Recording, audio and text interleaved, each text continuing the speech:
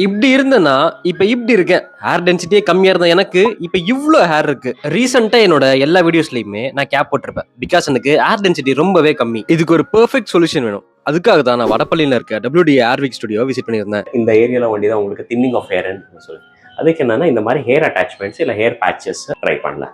இது வந்து 100% natural human ஹேர்ல பண்ணிருக்கிறோம். ஸ்டெரிலைசேஷன் ஃபியூமிகேஷன் ரெண்டுமே பண்ணிருக்கிறோம் இது.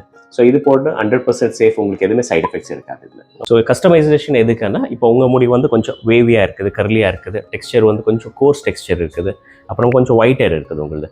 ஸோ இதுக்கு மேட்ச் பண்ணதை அப்போ ரொம்ப நேச்சுரலிட்டியாக இருக்கும். இப்போ உங்களுக்கு பார்த்தீங்கன்னா இந்த சைஸில் வண்டி தான் உங்களுக்கு ஹேர் லாஸ் ஆயிருக்குது. இப்போ இது மெஷர்மெண்ட்ஸ் பண்ணிட்டு பண்ணால் உங்களுக்கு எவ்வளோ வேணுமோ அவ்வளோதான் ஹேர் சிஸ்டம் நாங்கள் பண்ணுவோம். ஸோ இது வந்து கிளிப் மாடலில் டிட்டாச்சபிள். ஸோ நீங்கள் எப்போ வேணுமென்னு எடுத்துகிட்டு திரும்பி நீங்களே போட்டுக்கலாம். ஸோ இதே சிஸ்டம் வேணுமென்னா நீங்கள் பேஸ்டிங் பண்ணிக்கலாம். அது வந்து பர்மனன்ட் ப்ரொசீஜர்.